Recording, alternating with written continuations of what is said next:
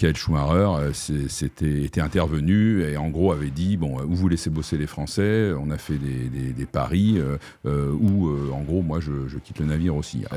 Elle bien sûr masquait en mettant des goûts de framboise dans ses essences, donc on allait sur les circuits où les gens de chez des autres constructeurs allaient sentir quel type de molécules ils avaient pu utiliser. Mais Sébastien Loeb il est tellement il est tellement passionné par ce qu'il fait, le sport, et que la considération, notoriété, etc., c'est complètement derrière lui. Donc, lui, il est simple, normal.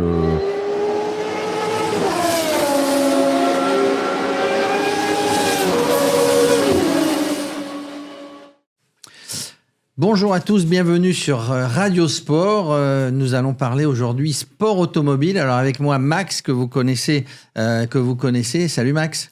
Salut Jérôme. Comment ça va ? Eh bien, ça peut pas aller mieux. Alors on va parler de sport automobile et on reçoit, alors lui vous ne le connaissez pas mais vous allez faire connaissance avec lui, on reçoit Christophe Marie. Salut Christophe. Salut Jérôme. Tu as fait toute ta carrière dans les sports automobiles, donc aujourd'hui on va pouvoir parler de toi, d'anecdotes, mais aussi de tout ce qui se passe dans le sport automobile. Tu as été sur les 3 disciplines, on va dire, l'endurance, la Formule 1 et le rallye. Comment t'es venue cette passion de vouloir travailler absolument dans le sport automobile ? Alors je rappelle qu'en finale tu étais ingénieur motoriste dans des grandes écuries. Oui. Comme Ferrari, comme McLaren, comme Peugeot Sport, comme Alpine.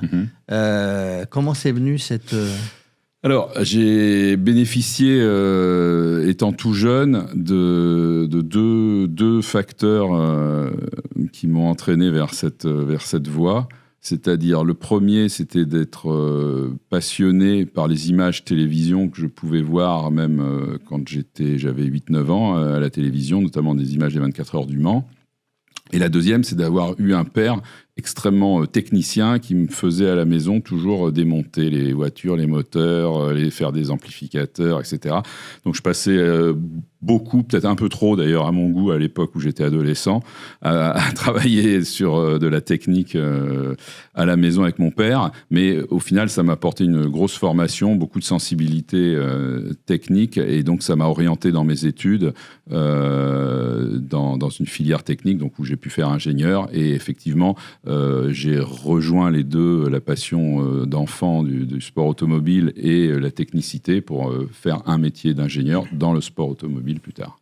Alors, le sport automobile, c'est quand même quelque chose d'un regard extérieur d'assez fermé. Il y a des études spécifiques justement pour devenir ingénieur automobile. Alors oui et non, moi je suis justement un contre-exemple. En fait, j'étais plutôt orienté vers la musique quand j'étais adolescent, justement un peu en refusant le tracé. Mon père était plus dans l'aéronautique, etc. Donc moi je voulais me singulariser probablement, plus ou moins consciemment. Donc j'étais plutôt passionné par la musique et j'ai quand même très vite vu, parce que j'avais des copains qui étaient très très bon en musique, j'ai vite vu que j'étais pas au niveau, et donc du coup j'étais quelque part contraint de faire le choix de la filière technique pour devenir technicien ou ingénieur si j'arrivais à passer mes diplômes d'ingénieur, ce que j'ai fait, et conseillé aussi par mon père qui me disait écoute, à l'époque c'est malheureusement ou heureusement, j'en sais rien, ce qu'il se disait, c'est que musicien c'était pas un métier forcément simple à tenir à haut niveau et dans la durée, et donc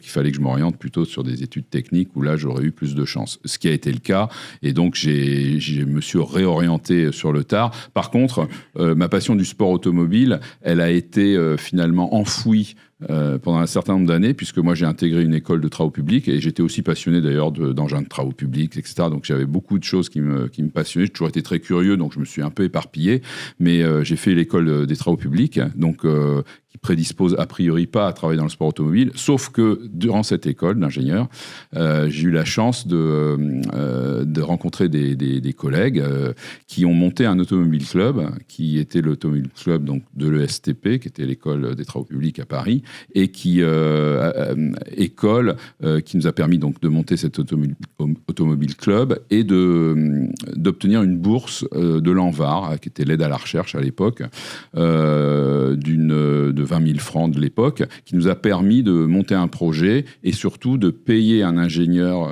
reconnu dans le monde automobile pour encadrer notre projet. Et donc, on a payé cet ingénieur qui s'appelle Robert Choulet, qui est un ingénieur de renom, qui travaille encore d'ailleurs actuellement chez Toyota en endurance, et qui a 87 ans, donc c'est pour dire que dans le sport automobile, on peut aussi durer.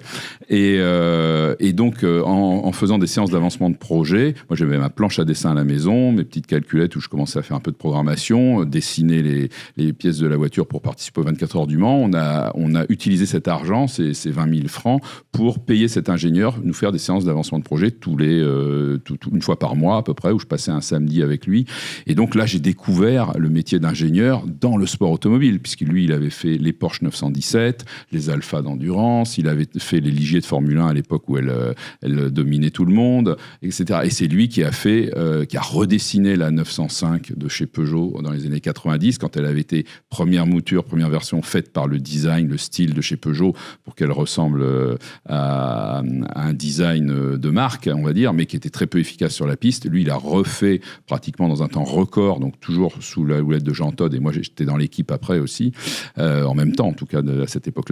Il a refait pratiquement en 3-4 mois la voiture sans faire pratiquement de soufflerie, juste à l'expérience, et la voiture elle a gagné 3 secondes et demie au tour, et elle a tourné autour des autres voitures en endurance. On a gagné le championnat en 92, les 24 heures du Mans, et aussi le triplé en 93.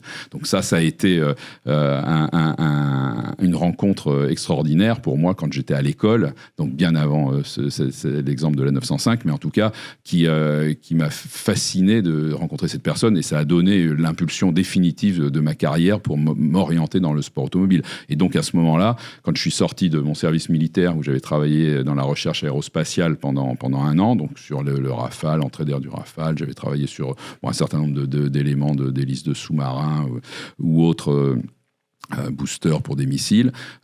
J'avais donc postulé pour les 3 constructeurs, Renault, Peugeot, Citroën, en sport et en série pour être sûr de mon coup. J'ai été boulé 5 sur 6 et j'ai eu que Renault en série. En série. Même pas, et donc, en sport voilà, même pas en sport auto. Donc j'ai dit, j'y vais quand même. Faut bien manger. Parce que effectivement, j'avais eu des collègues, des copains de promo qui étaient déjà eux dans la boutique et qui me disaient, Christophe, il faut absolument que tu viennes là. Dans le service calcul, chez Renault, c'est là où il y a les tronches qui font aussi la différence sur les véhicules de série. Donc, quoi qu'il arrive, c'est un point de ralliement des cerveaux. Et effectivement, j'ai pu, en intégrant Renault, j'ai pu travailler pour Renault Sport, Renault F1, à ce moment-là. Alors, évidemment, j'avais pas forcément... Enfin, il n'y avait pas forcément un lien extrêmement direct entre mon patron et les gens de Viry-Châtillon, donc de Renault Sport à l'époque. Mais moi, je prenais sur moi, je faisais mes calculs dans mon coin, j'y allais le soir pour les voir, je leur demandais de rien dire. Donc, je rencontrais Bernard Dudot, Jean-Jacques Is, qui m'attendaient le soir bien gentiment pour voir les calculs que je pouvais proposer et donc les aider à faire la transition. À l'époque, c'était entre le V6 Turbo et le V10, et donc d'arriver à résoudre un certain nombre de problèmes qu'on avait sur les distributions des moteurs, notamment, c'était ma spécialité. Et j'ai pu, en faisant ces actions un peu en sous-marin, on va dire, pas forcément dans l'éthique de l'entreprise Renault, qui aurait voulu que effectivement j'écoute ce que me disait mon chef, c'est-à-dire de ne pas le faire, mais je l'ai fait quand même. Bon, je pense qu'à la fin j'ai eu raison pour moi dans mon intérêt, mais cela dit, je pense pas avoir porté un préjudice monstrueux à Renault, d'autant plus qu'en Formule 1 il y avait eu aussi des bénéfices côté des interventions que j'avais pu faire. Donc je pense qu'à la fin c'était pas forcément une mauvaise décision, mais c'est vrai que j'étais un petit peu le cul entre deux chaises, et que j'ai choisi de prendre le risque de pas faire ce qu'on me demandait, quoi. Donc comme quoi les calculs étaient bons.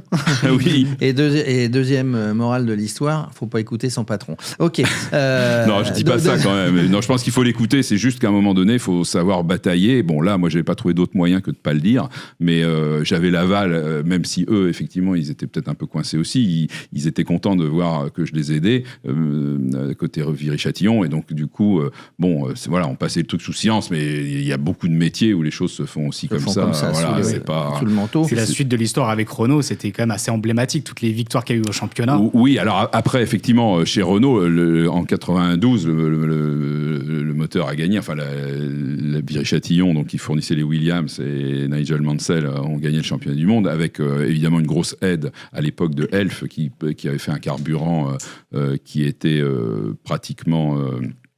qui ont gagné 10% dans la puissance moteur, rien que sur le carburant. Et donc là, à l'époque, Elf avait joué une carte que les autres pétroliers n'avaient pas du tout senti venir. Il y avait d'ailleurs une erreur presque culturelle de penser qu'en cherchant toujours à être aux limites réglementaires de l'indice d'octane, on allait avoir le meilleur carburant. En fait, Elf a inventé le fait qu'il valait mieux développer des éléments chimiques qui permettaient d'augmenter la vitesse de combustion au détriment de l'indice d'octane. C'est-à-dire l'indice d'octane n'était pas, alors de mémoire, il devait être dans les 110, quelque chose comme ça. Il était peut-être redescendu à 60, donc un truc qui normalement est ingérable pour le moteur. Mais en fait, la vitesse de combustion était tellement grande que le moteur, il gagnait plus, enfin les moteurs atmosphériques de l'époque gagnaient beaucoup plus par la vitesse de combustion que par la baisse de l'indice d'octane. Donc Elf avait trouvé cette astuce, ils ont été devant tout le monde grâce à l'intelligence d'avoir fait ce pas-là, et évidemment tous les autres pétroliers ont suivi après.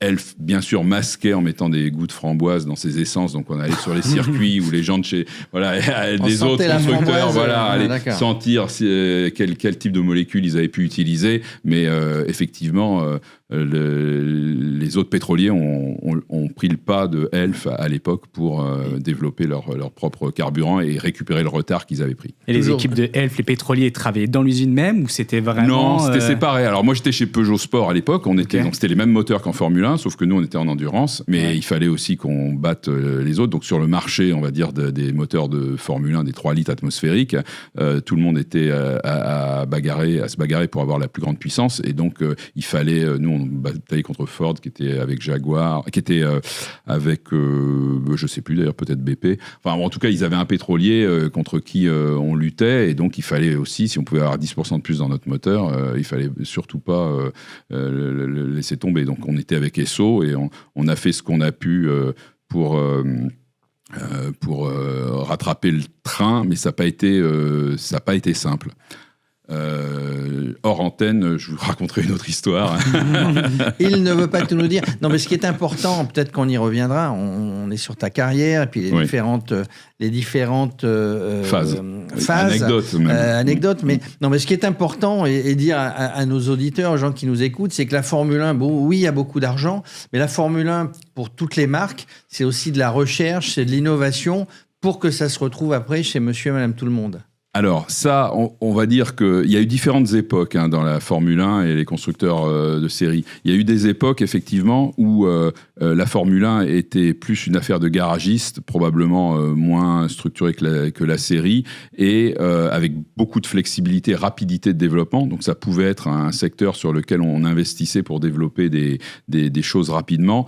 Par contre, les cahiers des charges des véhicules de série, avec la fiabilité requise, les taux de kilomètres, les kilomètres requis, etc., donnaient malgré tout naissance à des moteurs, en tout cas pour la partie motorisation, qui étaient assez différents des moteurs de Formule 1. On ne prenait pas les mêmes régimes, on prenait... Voilà. Oui, mais donc, sur le principe, par exemple. Mais si on prend le turbo... Oui. Qui pour moi a été inventé par Renault pour la voiture de monsieur et madame tout le monde, c'est venu de la Formule 1, non ? Oui, alors il y a eu des moteurs turbo bien avant Renault. Renault n'a pas été l'inventeur, ils ont juste remis à la mode, on va dire, dans les années 70 et 80, le turbo... en même temps, il y avait une vraie efficience technique qui consistait à avoir plus de couple, et surtout le brancher sur un moteur existant, donc des économies au niveau industriel, etc. Donc il y avait un vrai intérêt de faire des moteurs turbo. Et par contre, il y avait effectivement un surcoût, une complexité d'adaptation qui était effectivement là. Donc, et surtout un argument de vente pour se démarquer aussi de la concurrence. Voilà. Bon, Renault a été pionnier, en tout cas en termes de communication autour de la technologie turbo, mais certainement plus en Formule 1 peut-être qu'en série. En série, il y avait déjà des applications partout. Sur tous les camions, il y avait déjà des turbos. Donc la technologie du turbo n'a été que remise en lumière par l'avancée que Renault a fait en Formule 1 en prenant à l'époque, la cylindrée était divisée par deux. C'est 3 litres atmosphériques contre des 1,5 litre turbo en Formule 1. Donc réglementairement, personne pensait que le turbo pouvait à lui seul compenser la moitié de la cylindrée. Or, il s'est avéré que ça a été même plus que ça. Et on soufflait dans les turbos à plus de 5 bars. Bon, ça durait en général un tour de qualif, mais voilà, on bloquait les wastegates. Mais on avait le meilleur temps. Voilà, mais on avait le meilleur temps. Donc effectivement, il y a eu des développements qui ont été faits et qui ont servi dans les deux sens. D'ailleurs, la série pour la Formule 1 et la Formule 1 pour la série. La meilleure preuve, c'est quand j'ai raconté l'histoire que moi je faisais des calculs pour la Formule 1. Moi, je travaillais pour la série, mais avec des moyens, un temps de réflexion, etc., qui était que je pouvais prendre dans mon temps de travail pour pouvoir l'appliquer à la Formule 1. Et inversement, la Formule 1 avait des technologies. On a développé des technologies qui étaient propres à la Formule 1 et qui n'existaient pas en série pour des questions de coût. Quand on pense par exemple les petits culbuteurs qui sont dans les moteurs, en série il y en avait, mais on était limité en force de contact, pression, chauffe, etc. pour que les pièces tiennent à des régimes et à des qualités d'huile, etc. Alors qu'en Formule 1 on en poussait beaucoup plus loin, donc on a développé des dépôts qu'on appelait des dépôts de carbone diamant, donc des revêtements extrêmement performants qui permettaient d'aller beaucoup plus loin en termes de technologie, et ça a été développé par la Formule 1 et c'est revenu en série aujourd'hui, et donc voilà, il y a un peu des va-et-vient, donc je pense que c'est dans les deux sens. C'est certainement si on garde l'idée d'un échange entre les deux disciplines, c'est probablement la meilleure image à avoir en tête. Donc après la phase Renault, t'es passé ensuite chez Peugeot, ce que j'ai bien compris tout à l'heure, c'est ça ? Oui, c'est ça. Alors, je suis passé en fait. J'ai travaillé 6 mois dans une petite boîte d'un copain en fait pour qui travaillait en système de télémétrie en moto Grand Prix et au Paris-Dakar. J'ai fait 6 mois dans cette entreprise-là, et chez Peugeot, ils cherchaient un ingénieur, ils avaient problème de distribution sur leur moteur, ils cherchaient un ingénieur pointu dans le domaine. Moi, c'était un peu mon domaine de prédilection quand j'étais chez Renault 6 mois avant. Et donc, ça m'a permis aussi de passer de Renault à Peugeot sans que ça soit un scandale, parce qu'à l'époque, il y avait des grosses difficultés à passer directement d'une entreprise à l'autre. Et donc, je me suis retrouvé chez Peugeot Sport, Peugeot Talbot Sport à l'époque. Donc, Jean Todt, qui a, en l'espace de moins de 4 jours, je crois, a réussi à me créer un poste parce qu'ils avaient un vrai besoin. Donc, il avait eu le bras assez long pour faire booster les choses. Et donc, j'ai travaillé dans l'équipe de Jean-Pierre Boudy, qui était mon patron. Chez Peugeot Talbot Sport, on était une 50aine de motoristes. Et voilà, on a fait l'aventure de la 905. On était sur l'endurance. L'endurance, oui. C'était le programme 905 d'endurance pour gagner les 24 heures du Mans. Donc, chose qu'on a faite en 92 et 93. Et quelle était l'atmosphère ? Parce que Peugeot, même Peugeot Talbot Sport avec Jean Todt, il y a eu le groupe B, après il y a eu le Paris-Dakar, il y a eu Pikes Peak. J'ai l'impression vraiment un moment de rêve pour Peugeot où vraiment ils étaient au top niveau de tout, parce que même quand ils sont arrivés au groupe B avec la Peugeot 205 Turbo 16, ils ont gagné presque directement dès la première saison. Quelle était l'atmosphère en fait qu'il y avait chez Peugeot à ce moment-là, et quelles étaient les attentes? Alors chez Peugeot Talbot Sport. Oui. Parce qu'en fait, Peugeot Série et Renault, c'était déjà deux entreprises complètement opposées. Hein.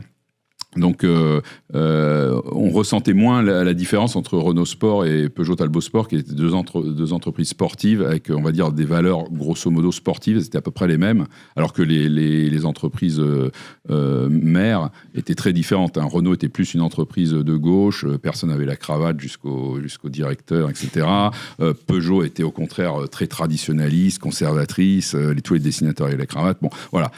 Mis à part ces côtés-là, on faisait des automobiles dans les deux cas, donc bon, dans le quotidien, ça transparaissait pas plus que ça, mais malgré tout, on sentait une culture d'entreprise très différente. Par contre, dans le sport, non, là pour le coup, entre Renault Sport et Peugeot Sport, à part qu'il y avait une méfiance énorme, c'est-à-dire qu'on n'avait pas le droit pratiquement de se parler. Moi, j'avais des collègues, quand je suis parti de chez Peugeot Talbot Sport pour aller chez Ferrari, j'ai déjeuné avec Jean Jacquis, qui était le directeur technique de chez Renault Sport à Viry-Châtillon, qui lui avait connu Ferrari, et lui demandait des conseils. Est-ce que je signe là-bas ? Il y a Jean Todt qui part, etc. Et il fallait absolument pas que Bernard Dudot, le chef de Viry, le grand directeur, soit au courant qu'on ait déjeuné ensemble. Voilà, donc ça c'est des choses qui à l'époque étaient réelles. Aujourd'hui, tout le monde, avec les réseaux sociaux, tout le monde en contact avec tout le monde, donc cette époque-là est finie. Mais à l'époque, on aurait été virés tous les deux du jour au lendemain si ça s'était su, quoi. Donc voilà. Ça veut pas dire qu'on trahit des secrets, qu'on se dit des choses qu'on ne doit pas se dire, mais c'était effectivement le climat de l'époque. Ouais, c'était le climat de l'époque. Ouais. Non, mais d'ailleurs, on trahissait pas de secret parce que de toute façon, on n'avait pas envie de se tirer une balle dans le pied. Hein. C'était voilà. Bon, là, en l'occurrence, moi, c'était pour changer d'entreprise, de projet. Donc c'était tout à fait raisonnable comme rencontre. Mais il fallait faire que la forme, en tout cas, était maintenue et donc pas que ça se sache, quoi. Donc vous faites ça discrètement. Voilà. Tu gagnes les 24 heures du Mans avec Peugeot. Oui. Et puis là, à un moment donné, il se passe quelque chose qui fait que tu t'en vas chez Ferrari. Hein. Oui, ce qui se passe, le quelque chose, c'est assez simple. En fait, Jean Todt, lui, a signé donc chez Ferrari mi-93. Donc on a fini les 24 heures du Mans 93, mais il avait déjà son contrat en poche. À ce moment-là, c'était sa dernière mission, c'était de conclure en beauté avec Peugeot Talbot Sport et la victoire aux 24 heures du Mans en 93, ce qui a été fait. Et donc Jean Todt rejoint Ferrari au 1er juillet 93 et fait l'état des lieux et en gros tout début septembre, donc 2 mois plus tard, on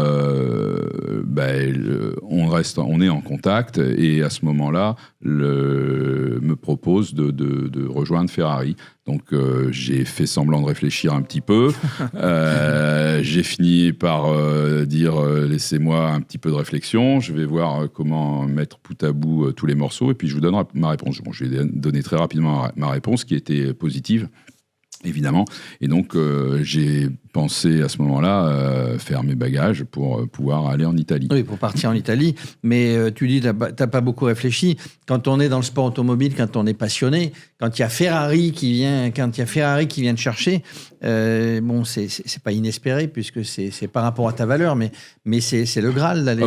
Alors moi je peux être rêveur pour plein de choses. Je pensais même pas que c'était imaginable. Donc pour moi ça faisait partie des mythes. Hein. L'entreprise Ferrari. C'est sûr que quand la proposition m'a été faite, et c'est là que j'ai déjeuné avec Jean Jacquis, qui était le patron technique de Renault Sport, qui lui avait été directeur des moteurs donc chez Ferrari pendant 2 ans, là je me suis dit, ça y est, c'est en train de devenir possible. Mais je le voyais même pas comme un rêve, tu vois, j'y pensais pas avant. J'étais déjà super content d'être chez Peugeot, d'avoir pu travailler un peu sur la Formule 1 avec Renault avant. Voilà, moi ça me suffisait à mon quotidien et j'ai toujours eu un peu cette mentalité aussi de profiter au maximum de mon quotidien sans me faire des plans sur la comète qui me rendraient ou malheureux ou voilà, je me crée pas des espoirs pour rien. Et ça a été ma façon de faire et c'est toujours un peu ma mentalité, ma philosophie de vie. Bon voilà, on vit l'instant présent et puis après on essaye de surtout pas être obnubilé par des objectifs qui finalement sont inatteignables ou en tout cas ne viennent pas, voilà. Enfin, j'imagine qu'il y a des objectifs qui sont assez haut placés quand on est chez Ferrari. Surtout qu'à l'époque, Ferrari, quand tu arrivais chez Ferrari, c'était effectivement, ça reste une écurie mythique, mais l'état de l'écurie à cette époque-là. Oui, alors c'est vrai qu'on a trouvé une écurie dans un état, avec des paroles correctes, je dirais relativement délabré dans le sens où les structures étaient, il y avait beaucoup d'interférences entre Fiat et Ferrari, les structures organisationnelles étaient pas forcément très claires. Enfin, il y avait ce qui était sur le papier et ce qui était la réalité, des gens qui voulaient pas forcément ramer tous dans le même sens. Voilà, donc d'autant plus que moi, quand je suis arrivé, Jean Todt avait déjà les pieds dans la maison. Moi, je suis arrivé en début 94, donc 6 mois après que lui soit arrivé, hein, le temps de faire mon préavis, etc. Et donc, je suis arrivé dans une ambiance où lui-même, le patron, Jean Todt, n'avait pas forcément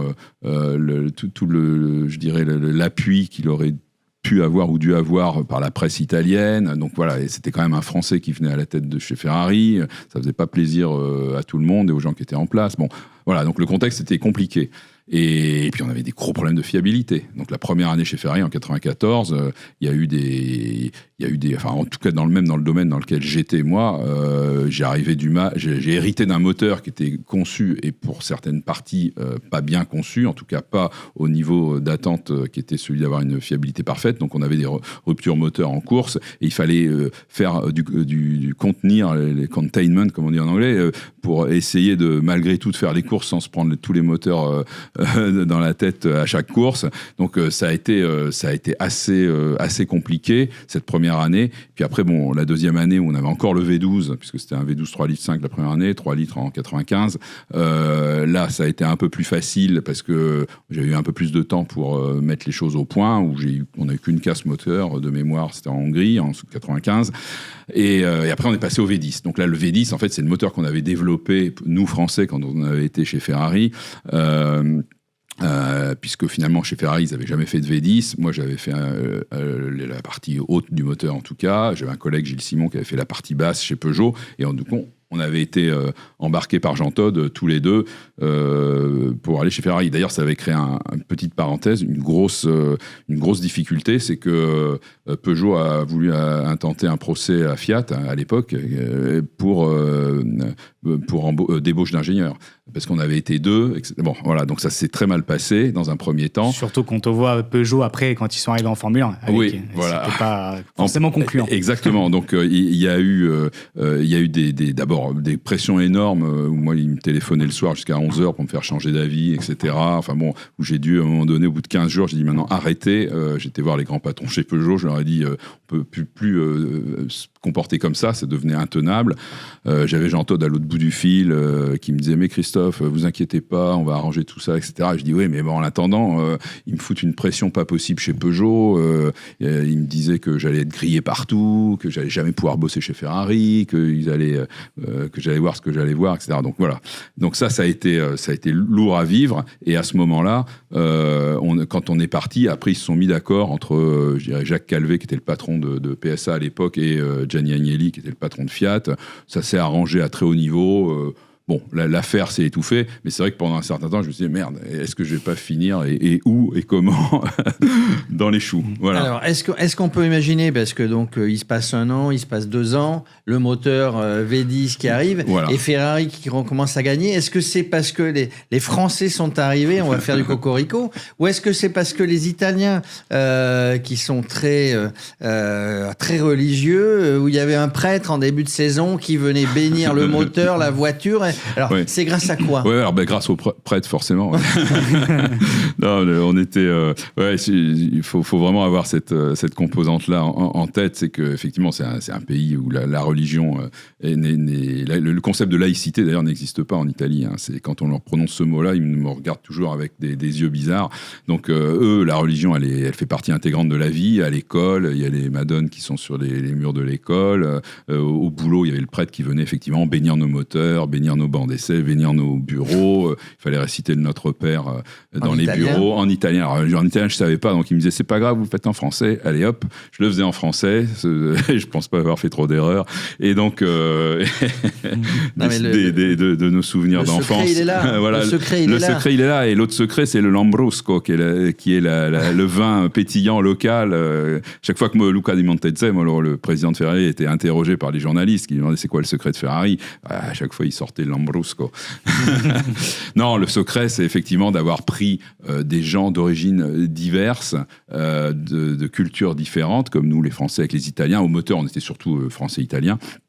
Peu de français, mais suffisamment, quelques-uns, quoi. Et on s'est amalgamé du mieux possible. On a appris à parler l'italien tout de suite en arrivant, évidemment, et puis après même le dialecte local, etc. Donc on a essayé de s'intégrer au maximum dans le pays, et ça a plu, la mayonnaise a pris, et puis après quelques années d'efforts, les résultats sont tombés. Cela dit, il y a eu des difficultés en 96, donc 2 ans après, quand Michael Schumacher est arrivé chez Ferrari, avec l'arrivée du V10, il y a eu un moment un peu tangent où on avait eu une casse moteur à Magny-Cours en 96 dans le tour de chauffe, et là on avait déjà eu avant des problèmes au Canada, une casse de suspension, donc il y avait une accumulation de résultats pas bons, notamment sur la fiabilité, et là il a fallu, à un moment donné, il y avait eu des bruits de couloir comme quoi Fiat voulait notre peau à ce moment-là, nous les Français. Moi j'étais dans le bureau de Jean Todt le lundi soir en revenant de Magny-Cours, et il me disait Christophe, préparez vos bagages, Fiat veut notre peau, il y a effectivement il y a un état de crise tel que voilà, ça risque d'être fini, quoi. Donc évidemment moi je m'attendais toujours à ce que ça puisse être fini parce que fallait toujours s'imaginer le pire, hein, pour pouvoir avancer. Donc j'expliquais à Jean Todt qu'on allait prendre le problème technique, qu'on allait analyser, qu'on allait pas se paniquer, qu'il fallait bon voilà. Et de ce que j'ai su après, c'est que Michael Schumacher était intervenu et en gros avait dit bon, où vous laissez bosser les Français, on a fait des paris où en gros moi je quitte le navire aussi. Alors donc ça s'est un peu calmé côté Fiat et donc à ce moment-là on a pu retravailler correctement et puis on a fini par regagner à Spa, etc. Bon voilà. Donc mais il y a eu des moments très chauds où effectivement sans vouloir trahir de secret, Jean Todt était très très mal parce qu'il s'était quand même lui le patron de l'entreprise et que il avait des comptes à rendre. Il avait des comptes à rendre et forcément au travers de nous aussi. Voilà. Et du coup, si tu as fait 14 ans chez Ferrari, on parlera après de McLaren, Mercedes, mais c'est un petit peu grâce à Michael Schumacher. C'est le pilote parmi les pilotes, non? Alors, en tout cas... Dans ton classement. Dans mon classement, forcément celui avec lequel j'ai le plus travaillé, parce que je l'ai retrouvé après aussi chez Mercedes, mais c'est quelqu'un qui a toujours eu un respect absolu pour l'équipe. Il a même pris sur lui au-delà de ce qui était raisonnable. C'est-à-dire, il a même, quand on avait cassé des suspensions et qu'il était sorti à cause de ça, il disait aux journalistes que c'était lui, voilà, et que voilà. Donc bon, il a couvert l'équipe en permanence, ce qui était vraiment apprécié. Et donc, chez Ferrari, il n'y a pas une personne que j'ai pu rencontrer qui parle mal de Michael Schumacher. Et pourquoi Ferrari a gagné autant de championnats d'affilée? Est-ce que c'est vraiment la monoplace qui était vraiment largement au-dessus des autres et qu'il aurait pu avoir un autre pilote qui aurait pu être dedans et gagner aussi tous les championnats? Est-ce que c'est le mix de la monoplace, Michael Schumacher, qui peut-être remontait énormément d'informations, de data? Qu'est-ce qui a fait? Oui, alors je pense qu'effectivement, tu as raison. Le pilote, ça compte énormément dans la confiance qu'il peut avoir dans l'équipe. Déjà, quand tu fais les choses techniquement et que tu sens que tu as l'appui du pilote, à ce moment-là, tu fais des choses de façon beaucoup plus libérée mentalement. Tu vas beaucoup plus loin, tu prends des décisions plus osées, etc. Donc, pour le mental de l'équipe, c'était génial d'avoir un pilote qui faisait confiance aux ingénieurs. Donc, quand on lui faisait tester des trucs, on pouvait avoir raison ou tort, mais même si on avait de temps en temps tort, il écoutait ce qu'on disait, il testait quand même ce qu'on voulait lui faire tester, même si son expérience personnelle n'allait pas dans ce sens-là.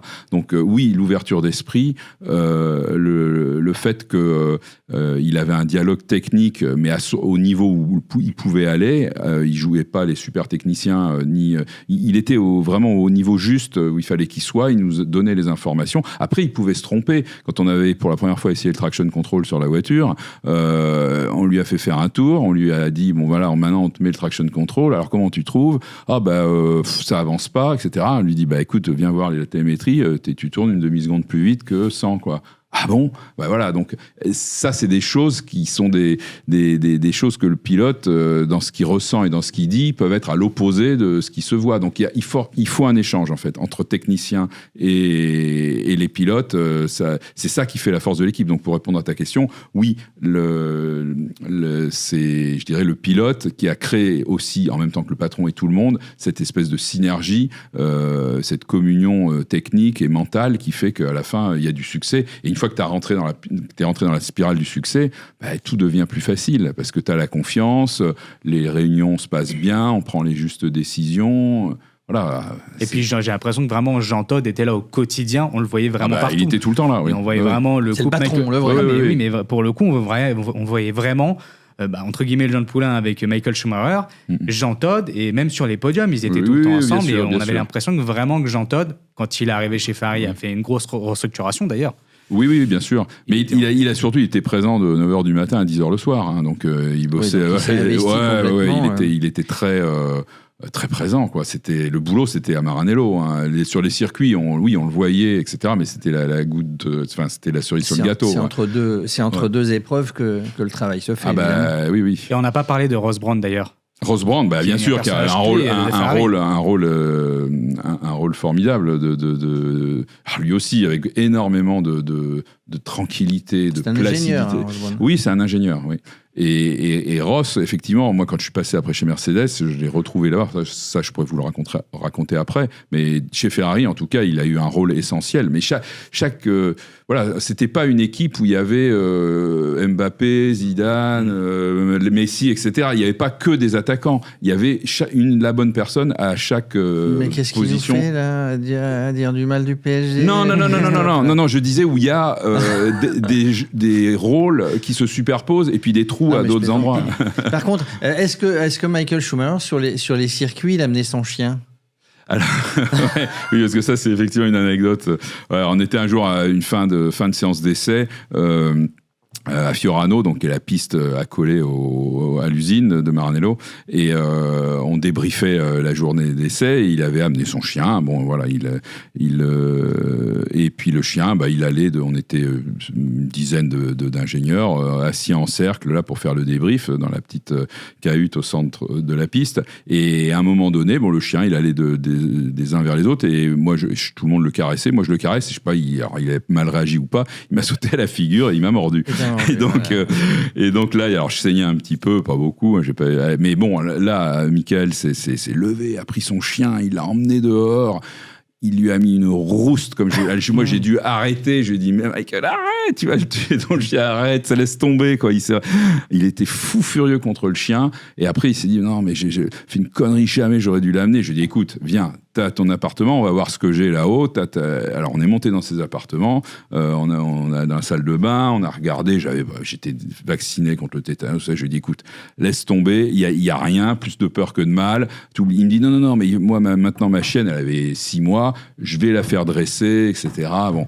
Et après, il m'a dit quelques semaines après, oui, ça y est, j'ai retenu la leçon, etc. Donc ça, c'était un bel exemple de combien le pilote, il prenait d'abord sur lui l'erreur, alors qu'en fait, moi, j'ai dit, mais attends, moi, les chiens, je suis peut-être aussi très con d'avoir cherché à le caresser sans connaître ton chien, tu vois. Et la vérité était là aussi. Hein, donc, mais en finale, en montant dans l'appartement de Michael Schumacher, c'est là que tu as failli lui acheter sa guitare. Parce que vous avez la même passion de la musique. Non, pas tout à fait. C'est-à-dire qu'en fait, on avait la chance chez Ferrari, je sais pas si ça perdure, d'avoir à la fin de l'année, on louait le Palais Malaguti à Bologne, où vous pouvez venir 10 000 personnes.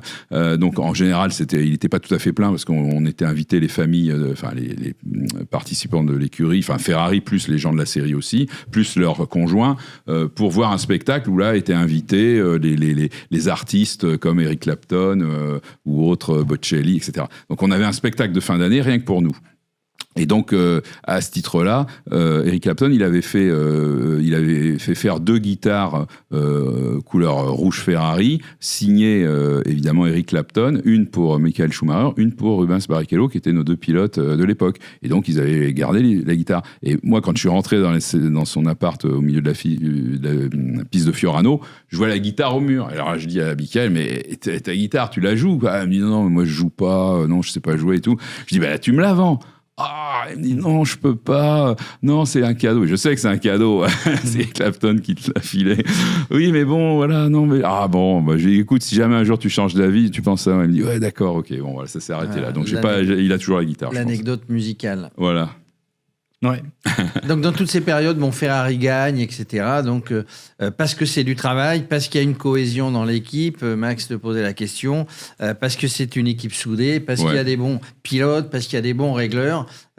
C'est comme ça qu'on gagne finalement. C'est comme ça qu'on gagne. Ouais, faut essayer, je pense, de faire en sorte que l'équipe donne le meilleur d'elle-même par une bonne ambiance de travail. Mais ça se crée aussi par des actions concrètes. C'est-à-dire Ferrari, à un moment donné, nous faisait suivre tous, autant qu'on était, des programmes de mise en forme physique. C'est-à-dire on avait même l'obligation de faire 2 heures de gym dans des salles de gym qui étaient payées à la semaine, 2 heures par semaine, pour garder la mise en forme physique de façon à ce que les cerveaux fonctionnent bien aussi pour toute l'équipe, pas que les pilotes. Voilà, on avait aussi la chance d'avoir des formations qui nous étaient payées. Alors des formations, on en avait une technique et puis une de notre choix, où moi j'ai pris des cours de de guitare basse, je suis bassiste, voilà, pendant plusieurs années, payé par Ferrari, juste pour me sentir bien aussi en dehors du boulot, parce que à côté de ça, on bossait nous aussi 12 heures par jour. Donc voilà, nos 70 heures par semaine, on les faisait assez facilement, quoi. Donc Maranello, c'est comme une petite ville dans la ville au final. Enfin, je parle de Ferrari. Oui. Maranello, c'est le fief de Ferrari. C'est Ferrari. Parce qu'il y a aussi l'usine de production des Ferrari. Il y a aussi l'usine de production des Ferrari série, oui, bien sûr. Et tu étais payé en Ferrari ou... Non, non, Ferrari, d'abord, personne n'est payé en Ferrari. Même le patron, il doit acheter sa Ferrari. Tu es en Fiat. Et je suis en Fiat. Moi, je roule encore en Fiat. Tu es toujours en Fiat. Voilà. Oui, j'ai gardé ma Fiat Chroma de l'époque, d'ailleurs qui était aussi la voiture de Michael Schumacher, puisqu'il a même fait des pubs pour la Fiat Chroma à l'époque. Bon, maintenant je crois que le modèle n'existe plus, mais bon, je l'ai toujours et je roule toujours avec, et elle marche toujours très bien, 15 ans après. Chez Ferrari, tu as connu une grosse évolution du coup, entre Ferrari quand tu es arrivé, où il y avait tout à construire, mais il y avait une grosse marge de progression à faire. Oui. Il y a eu une évolution au niveau des championnats, des titres au final, et même au niveau des moteurs. Oui. Au final. Qu'est-ce qu'il y a de plus difficile? C'est de retrouver le haut niveau ou d'arriver à la première place, à devenir champion et de le rester? C'est un peu difficile, je pense, à répondre. Enfin, ce qui est sûr, c'est quand on commence à gagner, qu'on a trouvé à peu près l'équipe et la recette, je pense que de se maintenir, c'est relativement... on va pas dire aisé, sinon voilà, tout le monde hurlerait, mais je dirais que ça devient un effort différent de celui de construire. C'est-à-dire construire, on peut patiner et puis ne jamais arriver à trouver la solution. Une fois qu'on a trouvé la solution, même s'il y a toujours des gens qui s'en vont, qui reviennent, etc., on peut arriver à créer un état d'esprit et après maintenir cet état d'esprit, ça fait partie de la culture. Donc le maintien à haut niveau, je pense qu'il est faisable jusqu'à ce qu'à un moment donné, l'ensemble des gens clés pensent avoir des challenges différents à faire fructifier pour eux ou à vouloir parcourir dans leur vie professionnelle et donc quittent le navire quand on a beaucoup gagné. Nous, on a vraiment clairement senti la fin d'un cycle au bout des 14 ans. Jean Todt, il est parti, je crois, 3 mois après moi. Ross Brown était parti, je crois, l'année d'avant. Voilà, Schumacher 2 ans avant. Enfin, il y a eu à un moment donné un renouveau qui a voulu être fait par les instances dirigeantes de Ferrari au niveau de tout le monde. Et donc, à la fin, c'était devenu naturel et d'aller voir ailleurs pour faire fructifier notre savoir. Hein. Et du coup, les nouveaux prenaient une nouvelle place en interne chez Ferrari. Et là, tu traverses le Channel. Voilà, le Channel. Et tu t'en vas, donc je sais pas où, dans le nord de Londres, je sais plus où, donc chez McLaren, Mercedes. Alors, ça change de mentalité parce qu'on n'est plus dans un pays latin, on va dire. Les Italiens. Rien à voir. Rien à voir. Là, ça change complètement. Il faut se réadapter. Il faut complètement se réadapter. Déjà à la langue. Moi, je pensais parler plutôt pas mal anglais, et puis en fait, je me suis aperçu que face aux accents écossais, irlandais, etc., j'avais l'impression de devoir réapprendre la langue. Bon, ça a été la première chose. Après, effectivement, les process, alors autant chez Ferrari, tout était fait de façon un peu instinctive, avec des méthodes de travail basiques, pas très compliquées, simples, directes, réactifs. Autant chez Mercedes, tout était plus structuré, avec des processus presque d'entreprise allemande, qui était déjà, alors je dirais, au point sur les voitures de série et qui essaie d'appliquer ça dans les structures de Formule 1. Donc il y a eu un petit peu de difficulté à faire cadrer les projets allemands et les projets anglais, au point qu'à un moment donné, quand j'étais là-bas, donc en 2008, il a même été décidé d'abandonner la branche allemande et de tout faire en Angleterre. Donc tout a été fait en Angleterre et c'était effectivement une bonne décision pour avoir l'unicité de l'endroit, des mentalités, etc. Parce que sinon ça devenait difficile à gérer sur 2 sites. Et donc moi je m'étais en partie d'ailleurs occupé de la fermeture des activités à Stuttgart et ça avait été assez compliqué. Ils avaient peut-être pris un Français pour être neutre entre les Anglais et les Allemands. Et du coup, j'ai fait ça pendant 6 mois, 1 an, comme mission là-bas. Et effectivement, on est passé à ce moment-là, à cette époque-là, du moteur atmosphérique qui était le 3 litres, enfin, qui était même le 2 litres, le 2 litres 4 Atmo, qui était donc le V8, au turbo, au 1.6 turbo, qui est le moteur actuel, qui a été d'abord né sous un règlement qui voulait que ce soit un 4 cylindres, mais Ferrari avait opposé son veto, donc au final ça a été un 6 cylindres turbo, avec des systèmes d'hybridation qui étaient déjà nés un petit peu plus tôt, mais qui ont été abandonnés à un moment, puis on est revenu à un système d'hybridation plus complet avec le turbo, à ce moment-là dans une réglementation bien compliquée, qui a fait naître les moteurs actuels, qui sont des gouffres financiers. Il faut penser qu'ils coûtent à peu près 5 fois le prix d'un moteur type V10, V12 ou V8 de l'époque. Donc c'est effectivement Par contre, on a gagné en fiabilité, donc on en fait beaucoup moins. Mais du coup, les développements se font plus en amont sur des bancs tests spécifiques. Donc on a beaucoup fait de l'armement en interne des entreprises pour le faire moins sur la piste. Maintenant, il n'y a plus que 3 jours d'essai pour les voitures. Voilà. Donc on s'est armé en interne avec des bancs d'essai sur lesquels on fait énormément d'heures, même si c'est limité par les règlements de la FIA. Et les coûts se sont quand même envolés.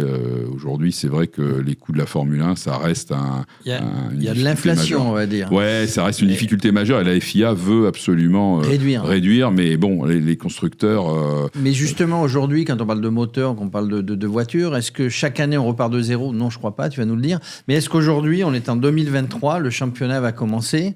Est-ce qu'on est déjà sur les moteurs de 2024, 25, 26 ? Oui, alors bien sûr, ça fait un moment qu'on est déjà sur les moteurs de 2026. Alors déjà, on est dans la convergence de la réglementation. C'est-à-dire, il faut qu'elle convienne à tout le monde. Il n'y a pas suffisamment d'acteurs pour que la fédération décide dans son coin toute seule. Il faut que tout le monde soit d'accord. Il faut que tout le monde soit d'accord. Donc on lâche d'un côté, on reprend de l'autre. Il y a un côté très politique interne entre les constructeurs. Alors, on essaie d'abord parfois de se mettre en accord avec certains constructeurs pour défendre un certain type de réglementation. Bon, voilà.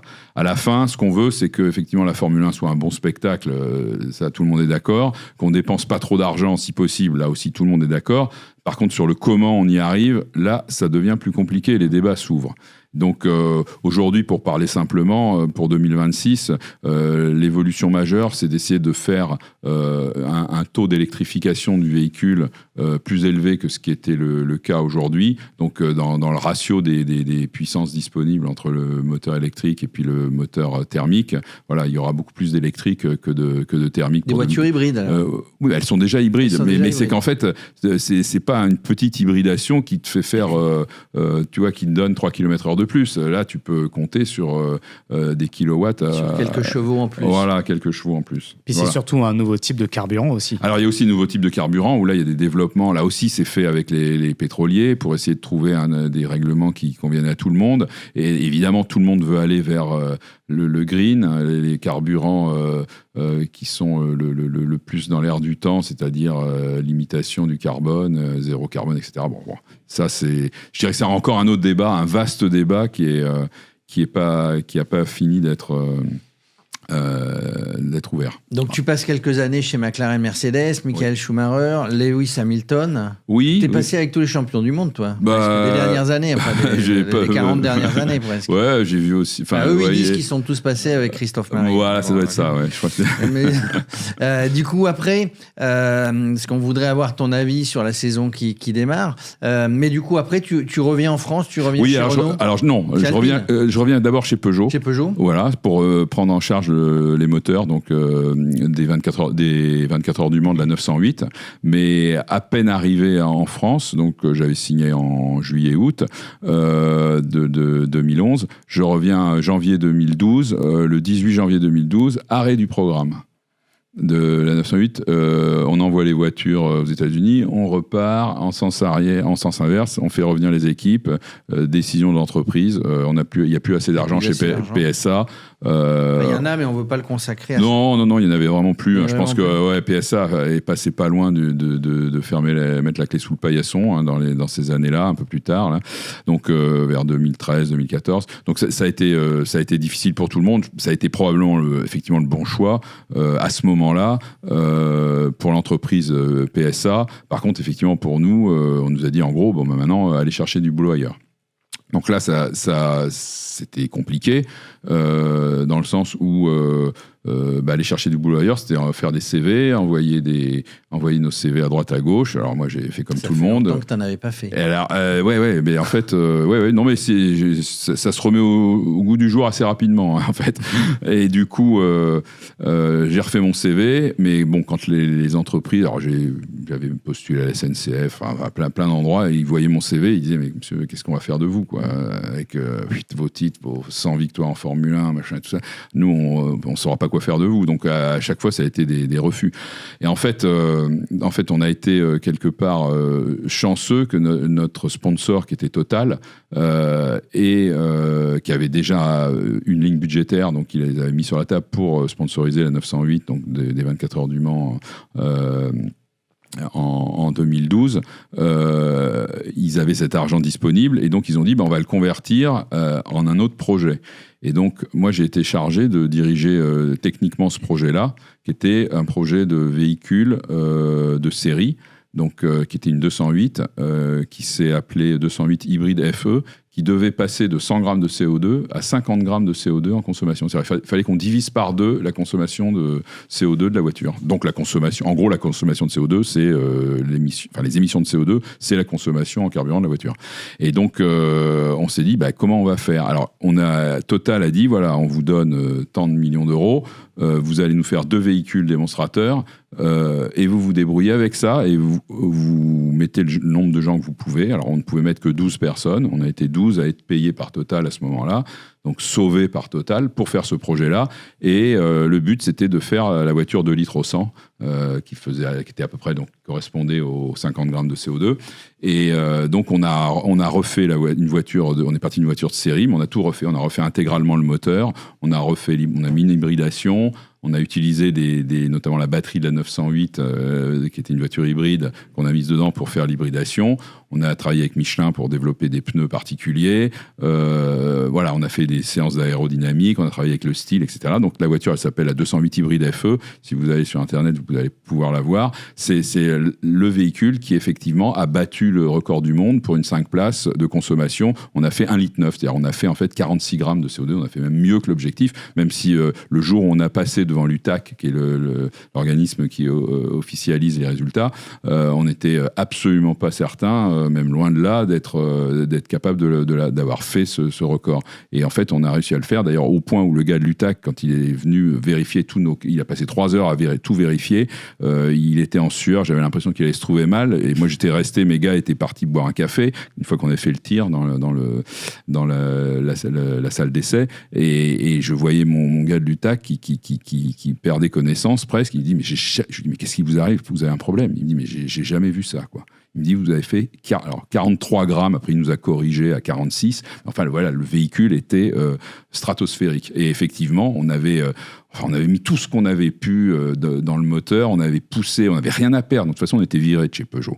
Donc on n'avait plus qu'à faire le maximum, et on l'a fait avec une équipe de 12 personnes, et on a reçu pour l'équipe, et au nom, moi j'étais responsable de l'équipe, donc en mon nom personnel, le Grand Prix de l'innovation technologique décerné par Total chaque année dans le groupe Total, l'innovation la plus performante, la plus pertinente. Pour la première fois, il l'avait desservi à quelqu'un d'extérieur de chez Total. Donc je suis extrêmement fier, et avec les gens de mon équipe, évidemment, d'avoir pu recevoir ce prix, parce qu'on avait tout donné, corps et âme, dans ce projet-là. Et effectivement, quand le projet est sorti au Salon de Francfort en 2013, septembre 2013, le gouvernement avait préparé une manne de 250 millions d'euros pour distribuer aux PME et aux constructeurs pour développer le véhicule 2 litres au 100. Et nous, on arrive au Salon de Francfort 2 semaines avant, avec le véhicule déjà fait. Donc évidemment, ça a créé un buzz dans l'Élysée. Enfin, c'est les bruits qui me sont revenus. Et du coup, ça n'a jamais été fait puisque nous, on l'avait fait avant tout le monde, même avant que le projet ait un vrai kick-off au niveau gouvernemental. Donc ça a été un projet merveilleux, et Total nous a été d'un soutien sans faille et sans jamais. Nous, on a douté tout le temps pendant le projet. Hein. Vraiment, on disait on n'y arrivera pas. Et on a continué. Ils nous ont dit si, allez-y les gars. Vous ces 12 personnes-là, on croit en vous, vous allez y arriver. Donc ce soutien-là, ça a été effectivement énorme pour nous. Voilà. Juste après, je ne sais pas pour le coup si tu as participé ou pas, il y a eu un autre record qui a été battu avec Peugeot, la 208, qui est... Pikes-Peak. Exactement. Ah oui, bah, avec évidemment. un autre aussi très grand Voilà. champion. Voilà, avec Sébastien Loeb. Oui, mais alors ça faisait partie aussi des projets qui ont été, je dirais, financés via sponsors, etc. Donc il y a eu en gros, je pense qu'il y a une quinzaine de millions d'euros, il y a un peu prescription maintenant, qui ont été mis sur la table pour développer le... Non, alors attendez, je confonds avec le Paris-Dakar. Non, c'était moins que ça. C'était entre 3 et 5 millions d'euros. Donc un budget très faible, hein, où on a pris un moteur existant qui a été développé par la Sodemo à Magny-Cours pour mettre dans la voiture de Pikes-Peak. Et du coup, développé, effectivement, on a refait à partir de pièces de la 908 aussi. Enfin, on a refait un peu un puzzle à bas coût. Et c'était d'ailleurs un des secrets de la réussite et du projet la 208 hybride FE et de la Pikes-Peak, c'était d'arriver à mettre finalement ensemble un événement technique avec un événement de communication et pour que l'ensemble soit fructifiable. En fait, la course de Pikes-Peak, ça a été incroyable de retomber. C'est-à-dire, on a misé effectivement de mémoire entre 3 et 4 millions ou 5 millions d'euros et on en a récupéré 25 de retombées. Donc c'est un bon investissement. Gigantesque, voilà, exactement. Et donc ça, oui, c'est à ne pas confondre avec le Paris-Dakar qu'on a fait après. Et là, c'est redevenu un programme officiel Peugeot. C'est-à-dire que les patrons sont partis, Tavares est rentré. Enfin, il y avait Maxime Pica à l'époque qui l'avait lancé peut-être avant que Tavares arrive. Voilà, on a relancé le Paris-Dakar. Et du coup, là, on est reparti sur une base avec une équipe qui était en partie, certains avaient pris la poudre d'escampette et avaient pris le bonus de départ et puis ils étaient allés bosser ailleurs. Et d'autres qui n'avaient pas trouvé du boulot ou voilà, il y avait eu un plan mis en place, mais on a fait tellement vite pour remettre les bouchées doubles. Et de toute façon, il fallait que Peugeot s'en sorte. Donc le programme sportif et Maxime Pica, qui est aujourd'hui peut-être numéro 2 de chez Peugeot, était un passionné de sport auto et donc notre premier fan, notre premier supporter. Donc lui, il a trouvé le moyen de mettre quelques millions pour faire redécoller et là, c'était plutôt de l'ordre de 15 millions d'euros. C'était un retour aux sources de Peugeot, en fait. Voilà. Mais on n'a pas voulu le faire en faisant les fanfarons, en dépensant plus qu'Audi, enfin plus que Mini. Voilà, on a fait un programme au minimum, là aussi, dans l'esprit de ce qui est les économies d'énergie d'aujourd'hui. Voilà, avec le minimum d'argent, on fait le maximum de performance. C'était l'esprit de l'équipe. Et en quelques mots, travailler avec Sébastien Loeb. Travailler avec Sébastien Loeb, il n'a pas de chien, lui. Hein. Non, il est...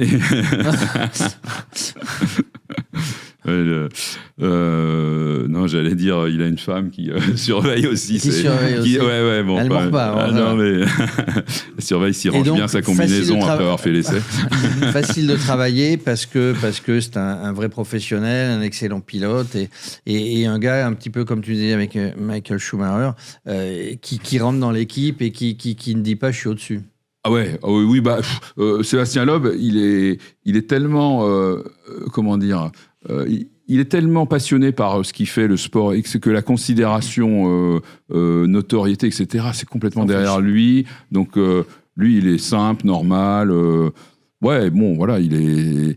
Alors, moi, je l'ai moins côtoyé, beaucoup moins que Schumacher, mais c'est quelqu'un, effectivement, qui apporte à l'équipe énormément par sa sérénité, son talent d'intuiter les terrains, la vitesse à laquelle il faut aller, le pas trop vite, pas assez vite quand même, etc. Donc, on le voit sur le Paris-Dakar. Bon, là, il ne l'a pas gagné encore, mais il a terminé deuxième au moins 2 reprises. Et donc, oui, il est dans le coup. Tout ce qu'il fait, il est dans le coup, quoi. C'est sûr, du Pikes-Peak. Il a même fait les 24 heures du Mans. Enfin, c'est un pilote polyvalent. Puis bon, il a aujourd'hui, je ne sais plus quel âge, mais il est plus tout jeune. Il s'était essayé à la Formule 1 aussi avec Red Bull à l'époque. Il a fait quelques essais. Ouais, c'est possible. Ouais, mais c'était pas son truc, ça. Après, c'est apparemment, oui. Et après, il y a eu un conflit avec le contrat Red Bull qui n'a pas pu justement peut-être prolonger l'expérience en Formule 1. Mais apparemment, il y avait des essais à Silverstone sous la pluie et les résultats les temps autour étaient plutôt bons. Ouais. Oui. Ça, je me souvenais plus de ce période. C'est un vrai pilote. Mais du coup, pour passer au pilote, et après tu pars chez Alpine Renault. Oui. Tu termines ta carrière il y a peu de temps. Ouais. Avec quel pilote? Il y avait Alonso, il y avait qui? Alors, il y avait Alonso, oui. Alors, qui est arrivé... non, d'abord, il y avait... alors, Esteban Ocon, il était arrivé, je crois, en même temps qu'Alonso. Et avant, on avait... toi, j'ai un trou. Mais il y a eu des bons résultats. Enfin, Renault fournit aussi des moteurs à d'autres écuries. Comment ça se passe ? Alors, il y a eu des moteurs qui ont été fournis à McLaren, notamment, et le contrat a été arrêté. Et là, avec Alpine, et la dernière année de Renault, F1, ça a été exclusif pour Alpine. Pour Renault F1 et Alpine. Donc, alors, bon, là, les raisons, elles sont conjoncturelles aussi, c'est-à-dire qu'il y a aussi les autres producteurs de moteurs qui ont leurs écuries sous la houlette. Donc, il y a un équilibre à trouver entre le financement. Enfin, ça, c'est quelque chose finalement qui coûte parce que le prix des moteurs à vendre à une écurie, il est plafonné, et donc du coup, on peut pas vraiment faire de gains là-dessus. Pas de la marge. Voilà, on fait pas de la marge. Donc du coup, c'est une opération qui est plus pour avoir des données d'autres, c'est données techniques d'autres écuries pour pouvoir comparer et donc faire des choix plus facilement. Alors que quand on a une seule écurie, on a du mal à faire la part des choses entre c'est le moteur, c'est la boîte, c'est le système électrique, c'est la récupération d'énergie, c'est l'utilisation il y a ou l'aéro de la voiture ou la thermique de la voiture, etc. Surtout que ces dernières saisons, c'est vraiment une compétition entre Alpine, Renault à l'époque, Alpine maintenant et McLaren. Alors, aujourd'hui, maintenant, Alpine, c'est Alpine. Renault, il y a encore le nom parce que effectivement, le moteur, ça hésite entre faire porter le nom, toujours le nom de Renault ou pas dans la. Voilà. Alpine est en train de devenir l'écurie Racing et en même temps la marque phare premium du groupe Renault. Donc, il y a une stratégie qui est en train de se mettre en place là au fil des mois et des années là, qui n'avait pas été toujours super clair jusqu'à maintenant, mais c'est normal puisque ça doit effectivement se mettre en place. Pour l'instant, les moteurs, ils sont encore appelés par les techniciens à Renault et par d'autres Alpine. Aujourd'hui, je pense qu'il faut promouvoir la marque Alpine au global, et pour la série et pour la Formule 1. Donc un seul nom, ça me paraît judicieux. Maintenant, c'est que mon avis personnel. Pour terminer, un pronostic, parce que la saison va pas tarder. On fera d'autres émissions si tu as envie, parce que tu es un passionné, nous aussi. Deux Français, un pilote chez Alpine. Ouais, Pierre 100% Gasly français. C'est évidemment eux qui vont gagner. Ah il faut. Là, ils n'ont plus le choix. Maintenant, la voiture est bonne. En plus, elle est belle, elle est fine. Ils ont refait la suspension arrière. Enfin, tout est. Les cartes sont bien battues là pour tout le monde. Et cette année, on espère fermement. Enfin, moi, j'y crois beaucoup que Alpine va pouvoir intégrer finalement le top 4, top 5 à la fin des Grands Prix pour après devenir vainqueur plus systématiquement. Mais il faut viser cette étape-là. Qui est une étape intermédiaire entre la 4e place constructeur qu'on a aujourd'hui, où on se bataille avec McLaren, et le Ferrari, Red Bull et Mercedes, qui sont les 6 voitures au-dessus de nous, quoi. Tu dis on par la pensée qui est toujours là. J'y suis toujours pour la bonne et simple raison que j'ai fini ma carrière chez Alpine, que j'ai en plus de ça contractuellement j'ai encore une clause de secret, de non-divulgation pour 10 ans. Donc, ma vie de retraité, de toute façon, va être encadrée par ces engagements. Mais par contre, tu regardes tous les dimanches et tous les samedis, quand il y a les essais, tu regardes la F1. Avec passion. Avec passion. Écoute, Max, juste pour terminer, dis-moi. Est-ce que tu sais, d'ailleurs, étant donné que tu es fan de foot, est-ce que tu sais qui est devenu l'ambassadeur d'Alpine ?